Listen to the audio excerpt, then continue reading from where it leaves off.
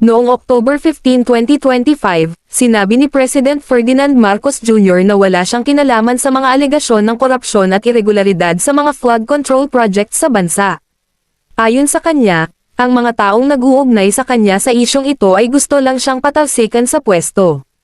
Pinanindigan ni Marcos na, wala siyang tinatago, at handa siyang maimbestigahan para mapatunayan ang kanyang pagiging inosente. Ipinaliwanag ng Pangulo na bumuo siya ng Independent Commission for Infrastructure para magsagawa ng impartial at transparent na investigation tungkol sa mga umano'y anomalya. Aniya, dapat sundan ng investigasyon ang mga ebidensya, kahit saan ito humantong.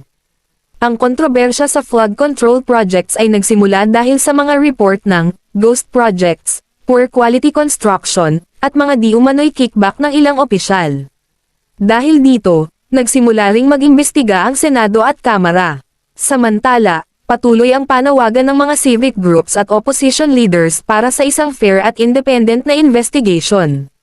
Sa kabila ng mga batikos, nanindigan si Marcos na siya ay walang kasalanan at ang kanyang administrasyon ay nakatuon pa rin sa paglaban sa korupsyon at sa pagpapabuti ng mga infrastrukturang makatutulong sa mamamayan.